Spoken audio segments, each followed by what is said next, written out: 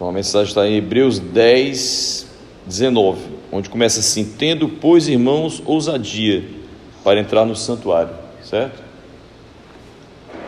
A gente vai hoje se ater a esse texto e vou ler só uma passagem da carta de João e vou dizer o tema.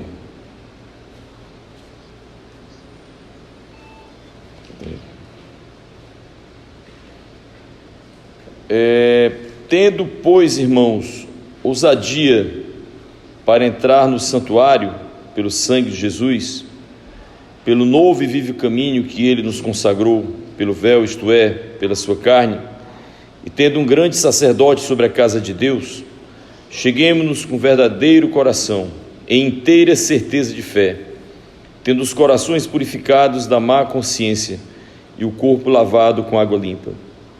Retenhamos firmes a confissão da nossa esperança, porque fiel é o que prometeu, e consideremo-nos uns aos outros para nos estimularmos ao amor e às boas obras, não deixando a nossa congregação, como é costume de alguns, antes admoestando-nos uns aos outros, e tanto mais quanto vedes que se vai aproximando aquele dia.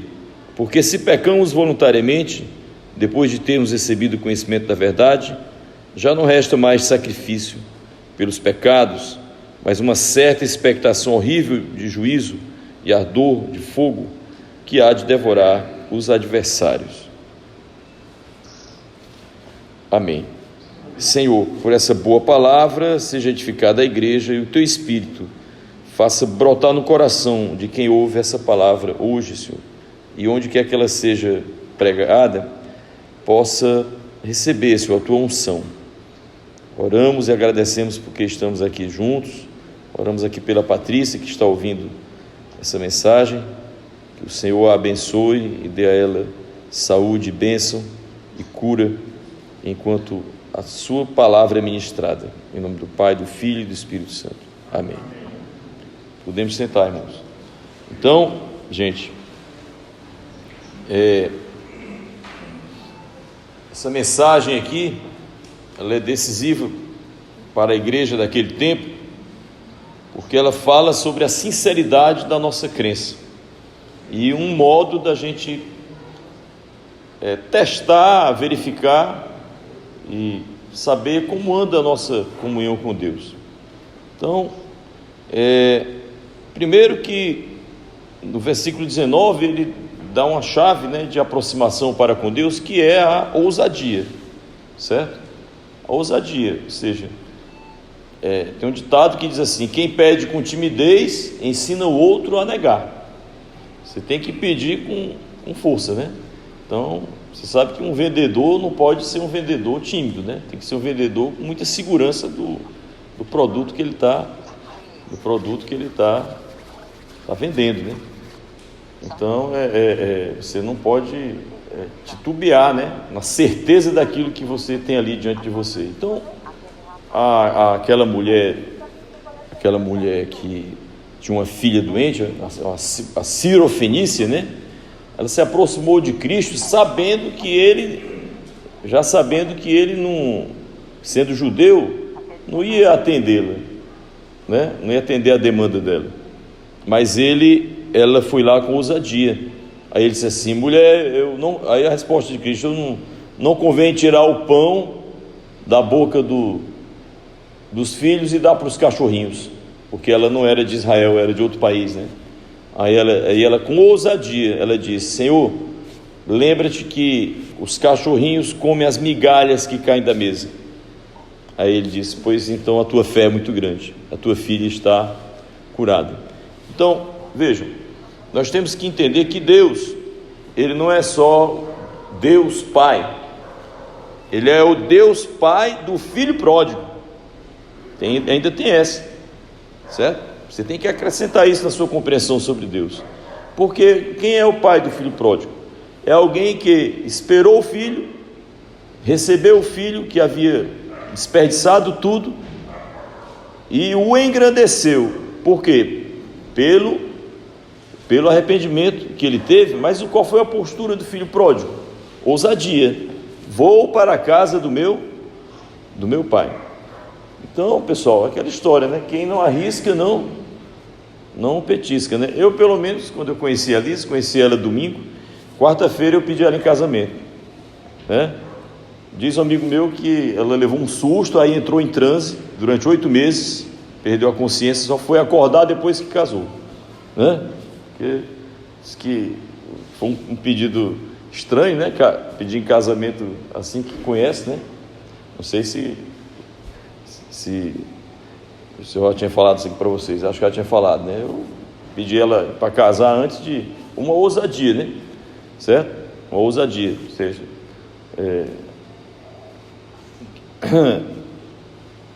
deu certo, né? Tá aí os meninos aí para agradecerem a igreja, né? Estamos aí no ministério, certo? Então, a gente tem que arriscar. Agora, quando se trata de Deus, não é isso? Ousadia também. O que é que o ladrão disse? Lembra-te, o cara estava crucificado com a sentença de ser ladrão. O que é que ele disse? Lembra-te de mim quando estiveres em teu reino. Então, me parece que Deus ama essa ousadia. Agora, não é ousadia qualquer. Eu entro na casa de Deus com vestes brancas. Essa é a ousadia.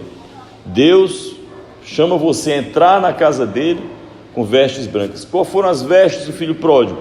Pai, pequei contra o céu e contra ti, nem sou digno de ser chamado teu filho. Qual foi as vestes brancas do ladrão? Ele disse para o outro ladrão: nós estamos recebendo o justo castigo dos nossos pecados, mas este aí nenhum mal fez. Senhor, lembra-te de mim quando entrares em teu reino. Quer dizer, e a mulher foi humilde quando Jesus disse: olhe, não vou tirar o pão para dar aos cachorrinhos. Ao invés dela se ofender com o Senhor, ela até aceitou. Ela disse: Senhor, mas o cachorrinho também come migalha. Ela quer uma coisa mais humilde do que aceitar ser chamado de cachorrinho, né? E ela aceitou. Ou seja, a humildade é a chave da ousadia. Você pode ser ousado perante Deus, desde que você seja humilde perante Deus. Confesse os seus pecados, renuncie os seus pecados, como fez o ladrão da cruz, como fez o filho pródigo, e aí o Senhor te recebe. Então Deus está aberto a receber qualquer pessoa que renuncie àquilo que desagrada a Ele, o Senhor. Então ele diz: ousadia para entrar no santuário pelo sangue de Jesus, ou seja, nós comparecemos perante Deus não com a nossa justiça. Isso aí todo mundo que é bem firmado na fé sabe que não são nossas boas obras que nos levam para o céu, mas é o sangue de Jesus, ou seja, pelo sangue de Cristo que Deus nos recebe. Se eu recebo o sacrifício de Cristo como um sacrifício de perdão pelas minhas faltas, né, de purificação do meu ser, né, então eu posso ter essa ousadia, certo? Aí ele fala, né, um novo e vivo caminho, certo? Que ele nos consagrou pelo véu, isto é, pela sua carne, ou seja, pelo grande mistério que ele chama o véu da carne, porque Deus estava com o seu filho, e eles são a mesma pessoa, e quem viu Cristo viu Deus, certo? Tanto é que Filipe diz assim: mostra-nos o Pai. Aí ele disse: há quanto tempo estás comigo e não me vês? Então quem viu Jesus viu o Senhor. Pedro, ele diz: o grande Deus, Jesus Cristo para nós, ele é Deus. Então, se você é da igreja do Senhor, você tem já vai tendo essas crenças. Veja que Paulo está ensinando você a afirmar a sua crença. Primeiro, você tem que comparecer perante Deus não com a sua justiça, mas se confiando no sacrifício do Senhor, né? Depois,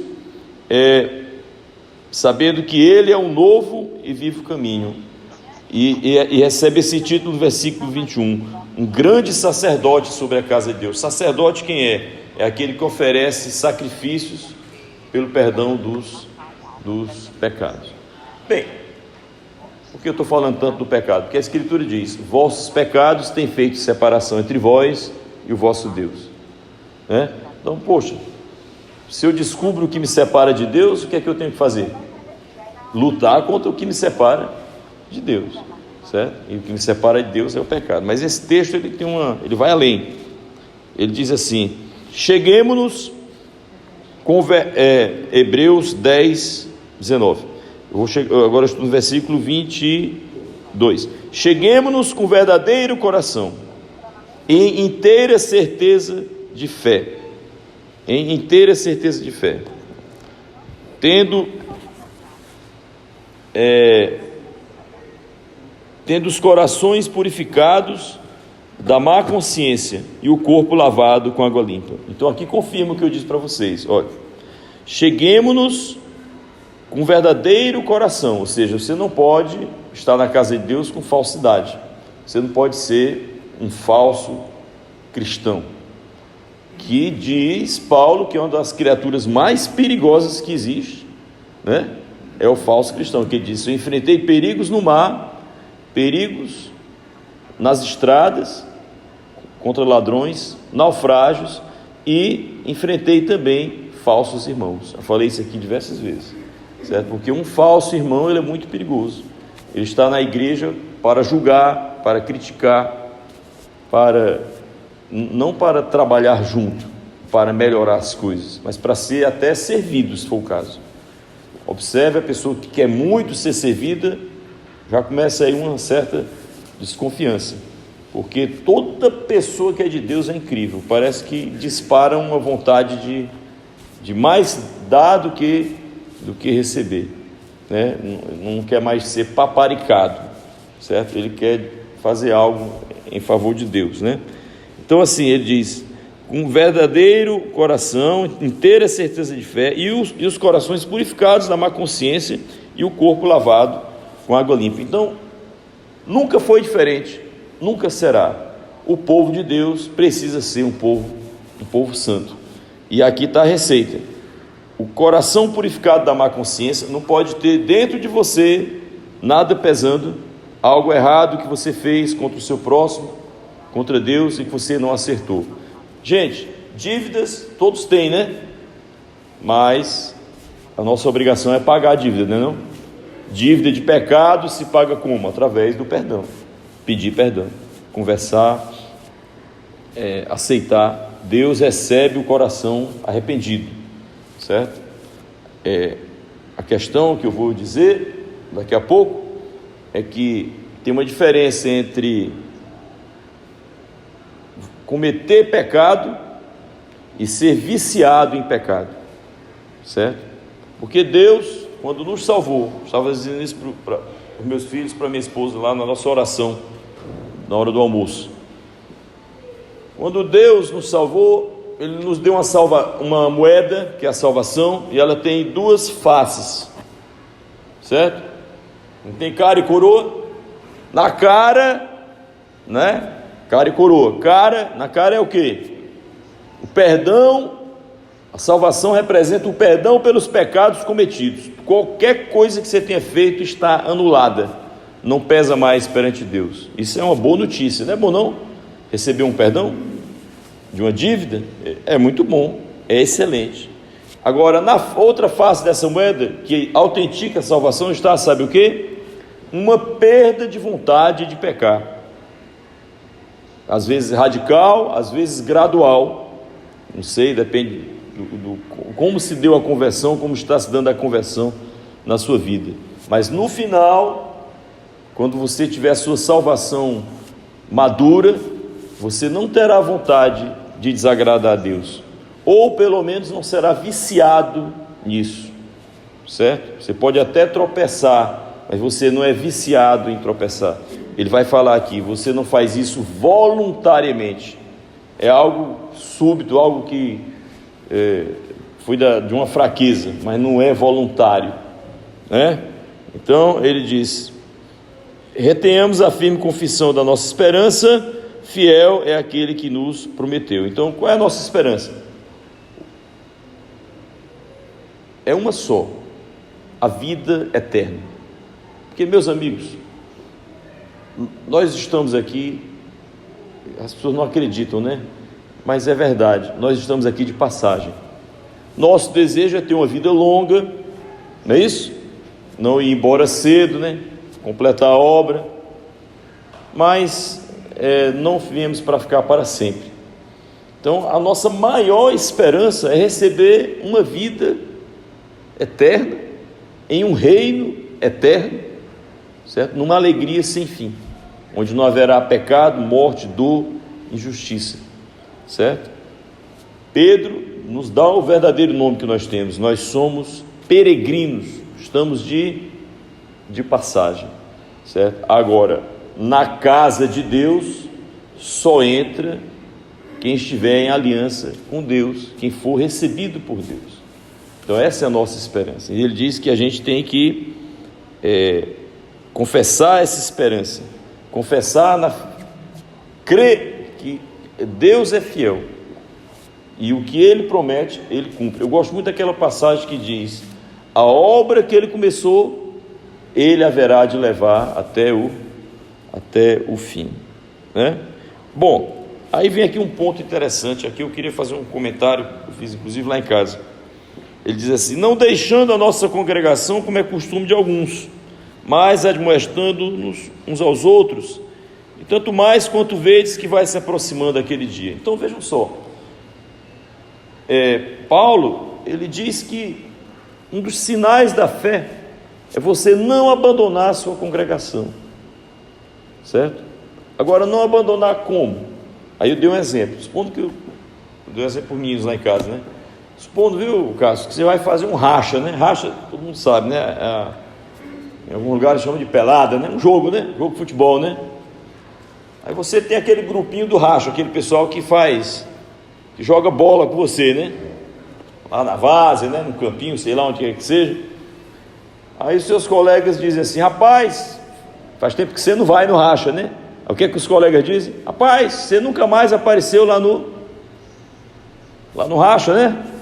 Apareça, o pessoal está com saudade de você, né? Porque você jogava bola e nunca mais apareceu. O que é que o pessoal está com saudade de você? Não é isso? Da sua companhia e de que mais? Do seu jogo, né? Não? Você joga, né? Está jogando, está fazendo falta lá no time. Aí supondo que você volte para o racha, e ao invés, viu, irmão Marcelo, de jogar bola, você leva um isopor para vender água. Vai ficar lá na beira do campo e nunca mais joga. É só vendendo água, pirulito, e não participa mais do jogo. Ou seja, você está lá na beira do campo, mas você não está mais na dinâmica do jogo. Então, eu quero entender que é isso que Paulo está querendo dizer, que não é uma questão presencial na congregação, é como você está participando. Se você está lá só vendendo água no jogo, ou se você está fazendo gol, defendendo, cruzando a bola, ajudando. Então é esse o exame de consciência que eu queria chamar a atenção hoje. Que, gente, o que acontece com quem vende água na beira do campo? O máximo que acontece, eu disse, é alguém dar uma bolada bem pesada e quebrar o isopor, né? Certo? E água para todo lado. Aí vai ficar aquela lembrança do dia que você quebrou a geladeira do cara. Mas não é isso que se espera daquele grande jogador que está lá vendendo água, é que ele volte a jogar no time. Então, no time todo mundo não tem uma posição: goleiro, centroavante, zagueiro. Também na família de Deus, cada um tem um lugar. Mas eu digo para vocês que tem muita gente na beira do campo, só torcendo. Então, a equipe de Deus, ela não precisa de torcida, certo? Ela precisa de soldados, de jogadores, de gente que esteja no campo. Estou falando agora, mas não mais do campo de futebol, mas no campo missionário. Então, por exemplo, você tem uma mensagem do seu pastor, passe adiante a mensagem, lembre de alguém, certo? Esteja antenado em como você vai ajudar uma pessoa. Vocês sabem que uma palavra salva uma vida. Você vê estou falando aqui para você divulgar o vídeo da sua igreja. Nada contra os outros pastores, né? Faça também isso se você quiser, mas eu defendo a ideia de que a gente tem que valorizar as coisas de casa, não é não? Eu gosto de valorizar as coisas de perto, as coisas de casa, né?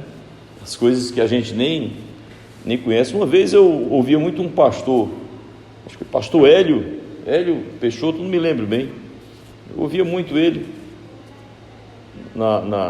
quando eu estava lavando louça lá em casa. Eu botava sempre porque lá em casa, na hora da louça, é um curso de teologia, né? Sempre boto uma pregação, né? Para não perder tempo, né? Aí, quando foi aniversário da minha sogra lá no Rio de Janeiro, eu disse: vamos lá conhecer o ministério desse cara. Fui lá, apertei a mão dele e tal, mas, gente, honestamente, não serviu de nada, certo? Porque o cara está lá no fim do mundo, você está aqui, é outra realidade. Eu acho que a gente tem que aprender a valorizar as coisas da gente, tá certo? Lembro, o Davi, quando era pequeno, dizia muito para os colegas dele: olha, ele disse que a igreja dele era a melhor do mundo, porque disse que lá o pão era maior, que o vinho era muito bom, viu? Ele já tinha ido em outras igrejas aí, né? Tinha achado a ceia um pouco diferente, né? Aí ele gostava muito da ceia aqui, ele gostava muito de fazer propaganda de como era a ceia aqui na igreja, né? E é isso mesmo. Então, você tem a mensagem do pastor, passe adiante. Se você não quiser passar do pastor, passe a sua, que é melhor ainda, porque o crente é a Bíblia do descrente. O descrente ele não lê a Bíblia, ele lê você. Ele lê você. Então, existe esse ministério, um grande ministério de evangelismo, certo? E a gente precisa empreender. Eu estava até achando graça, não sei por que eu estava falando disso, que o pessoal achou graça. Aqueles gideões, né? Gideões foi com o meu irmão Rui, eu estava falando.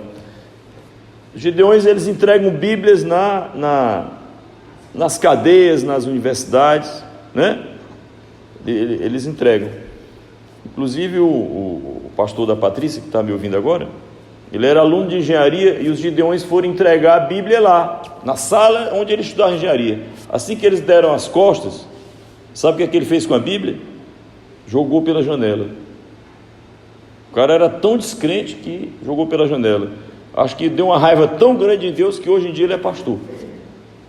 Ele pagou o preço, né? Se tornou pastor. Mas aí, por exemplo, um cara foi num presídio e entregou lá uma Bíblia. Aí o cara recebeu aquela Bíbliazinha, não sei se vocês conhecem aquela Bíbliazinha azul, né? Aí veio o irmão Cássio, ele olhou e disse assim: rapaz, muito obrigado pelo presente, irmão, porque essa folhinha aqui é exatamente o tamanho do cigarro. É exatamente o tamanho do cigarro, e o pessoal não distribui aqui, então vai ser muito bem. Aí o missionário disse assim: eu tenho uma proposta para você, leia antes de fumar.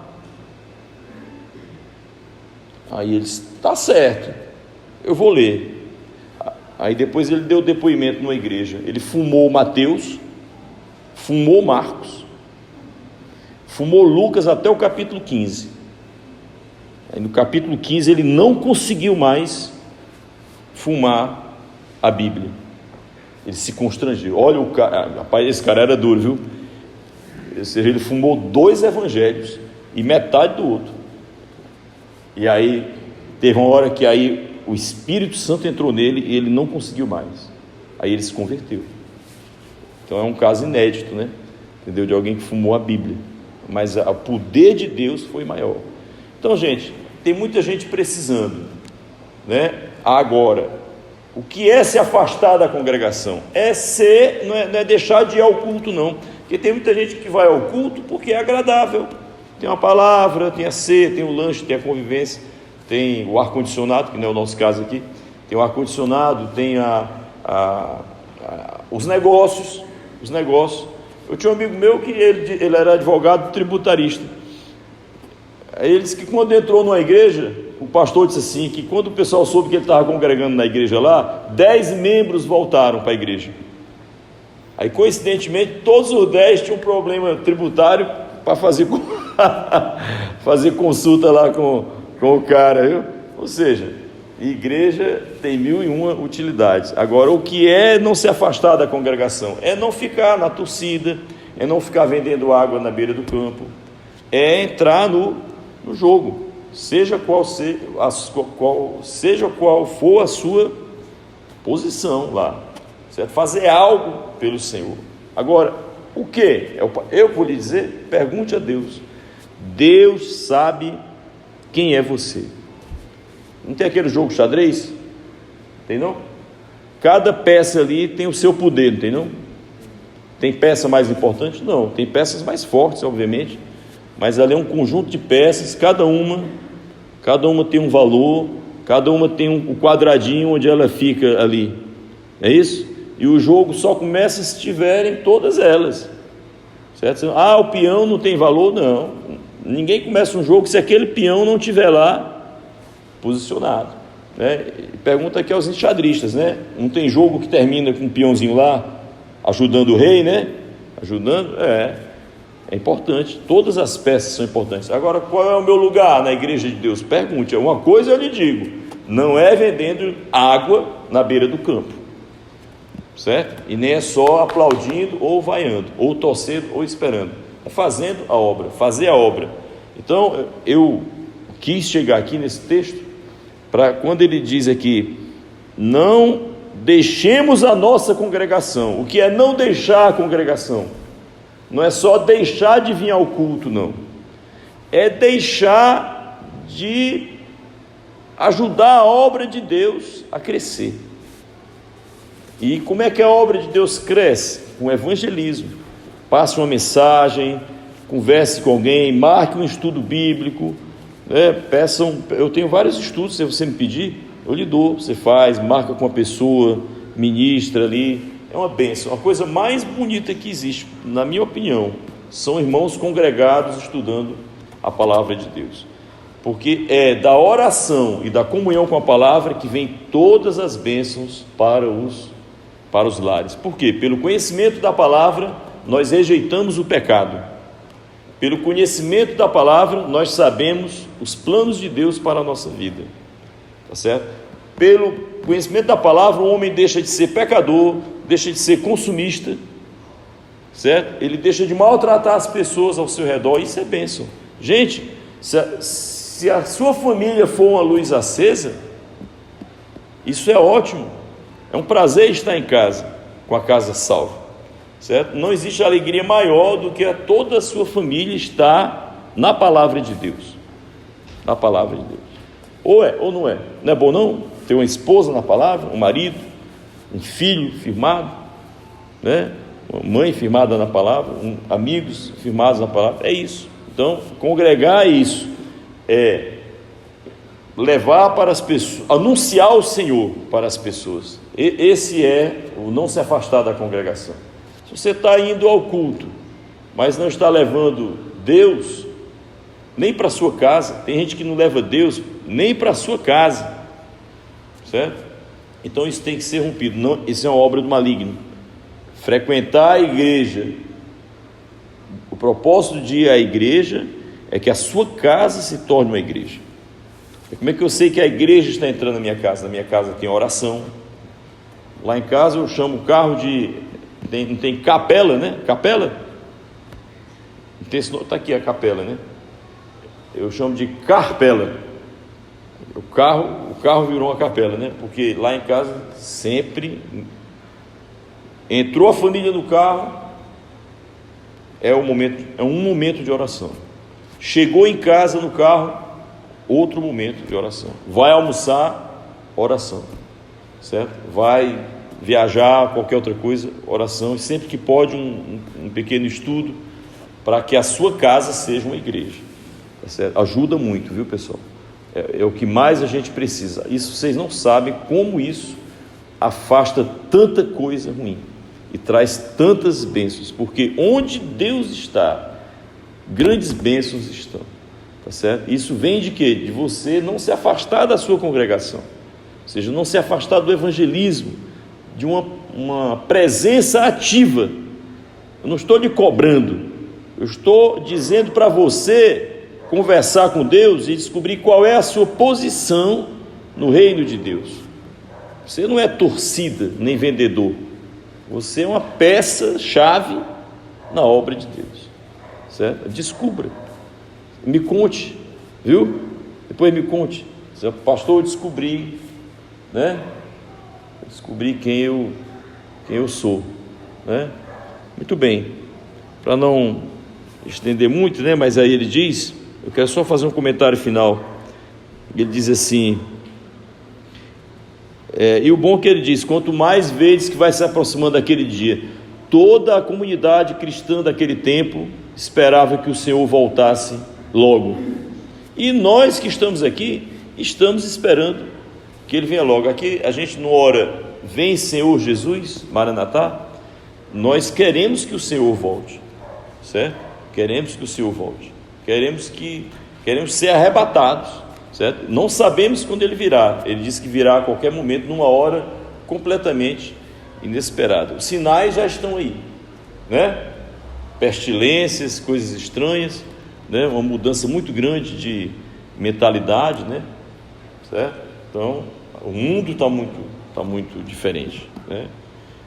Mas se ele vem agora, não sabemos. Nós sabemos que devemos estar preparados, isso sim. Por quê? Jesus diz que aquelas virgens esperavam ele com lâmpadas acesas, esperando o noivo com as lamparinas acesas. Então Deus quer lhe encontrar com uma lâmpada acesa na sua mão.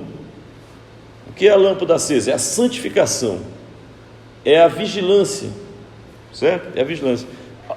Alguém dorme com uma lâmpada acesa? Uma vela acesa? Já viram alguém dormir com uma vela acesa? Vai se queimar, não vai não? Então, uma lâmpada acesa na mão significa que você está vigilante. Então, aí ele diz, porque se pecamos voluntariamente, e aqui entra um tema que eu não quero me aprofundar agora, mas só fazer uma abertura desse tema, que é uma pergunta que sempre as pessoas fazem: salvação é algo que se perde? Certo? É um tema muito discutido, porque tem muitas posições, né? Se eu sou salvo, eu perderei a minha salvação, né?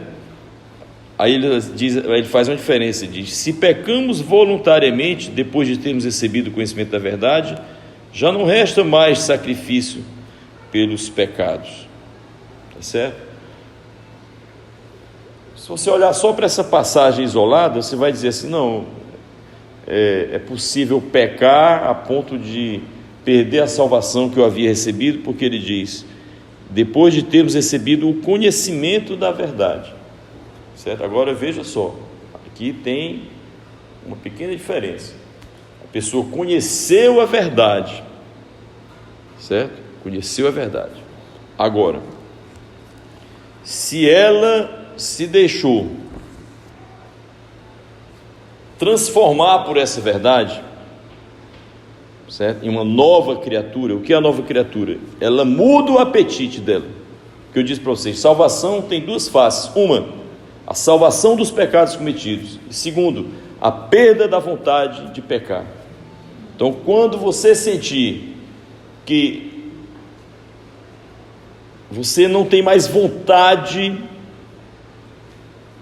de fazer as coisas que desagradam a Deus, saiba que a sua salvação é verdadeira, tá certo? E a questão agora, obviamente, de vigiar, porque você sabe que isso é um tesouro cobiçado, e nós vamos vigiar e vencer. Deus nos dá a obra que Ele começou, Ele levará até o final. Eu tinha pedido ao Gabriel para separar uma passagem aqui de João, mas está aqui, ó. E essa aqui, João, primeira carta de João,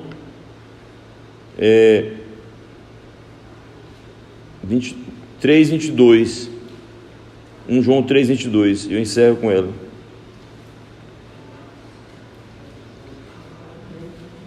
É isso, cara? Não sei se é esse. Não? 1 João 3, está aqui. É 6, exatamente, 1 João 3, 6. Ele fala aqui sobre a permanência em Deus, e eu deixo aqui esse sinal para vocês, certo? É 1 João 3, 6. Qualquer que permanece nele não peca. Se não peca não vive pecando, certo? Ou não peca voluntariamente. Então aqui junta com Hebreus, que a gente acabou de ler, certo? Qualquer que peca não o viu nem o conheceu. Qualquer que vive em pecado, vive em pecado, não viu nem o conheceu. Porque uma coisa é pecar, outra coisa é viver em pecado. Concorda? Então veja bem, se eu roubo um carro, quando é que vai acabar esse pecado na minha vida? Eu roubei um Opala há 10 anos atrás, 20 anos atrás eu roubei um Opala, digamos. Não roubei não, pessoal, dando um exemplo, viu? Porque pode alguém crer aí, que eu roubei um Opala. Supondo que há 20 anos atrás eu roubei um Opala. Quando é que esse crime vai acabar? Quando completar 25 anos? 30? Quando é que acaba esse crime? Quando eu chegar para o dono e disser. Aconteceu um caso bem interessante. Um cara do Bradesco, ele contou esse testemunho, ele era adventista, não sei se o irmão Pedro acompanhou. Era um cara de alta confiança no banco Bradesco. Aí um dia ele estava com raiva do banco e ele botou 10 mil reais no bolso. Quando 10 mil reais era muito dinheiro. Ele levou para casa. Aí ele se converteu, fez um curso, se tornou pastor. Adivinha o que é que pesava na cabeça dele? Os 10 mil reais que ele tinha roubado. Aí ele passou a vida com aquilo. Por quê? Porque havia um pecado nele não resolvido, e ele já era convertido, mas o Espírito Santo dizia: meu filho, nós não poderemos seguir com isso, Aí um dia ele foi visitar o pessoal lá da agência, viu? Aí ele disse assim, chegou lá para o gerente e disse assim, rapaz, para complicar, foi muito bem recebido, todo mundo dando abraço, saudade dele, etc. Imagine Marcelo voltando lá no BEC, mesmo que não existe mais, Marcelo? Banco do Estado do Ceará, viu? Aí, viu, Marcelo, quando ele chegou lá, aí chamou o antigo gerente dele, em particular, aí disse assim, pai, você lembra aquele dinheiro que foi desviado? Aí ele disse, rapaz, eu lembro, foi uma confusão, ninguém achou quem fez, mas a gente resolveu de um jeito ou de outro e tal. Aí ele disse assim, rapaz, eu preciso dizer que fui eu. Entendeu? Aí o cara conversou com ele, aí não sei, não me lembro o resto dessa história, parece que fizeram um acerto e não foi preso nem nada, entendeu? Aceitaram lá a confissão dele, mas ele só pôde seguir na fé porque ele purificou a consciência. Então vejam, ele tinha perdido a salvação, ou em virtude disso? Não, mas não posso ser salvo e viver pecando, ou seja, viver em pecado. Tem um pecado na minha vida que tem continuidade. Aí vem a grande verdade dolorosa. Ele diz aqui: quem comete o pecado, qualquer que permanece nele não peca.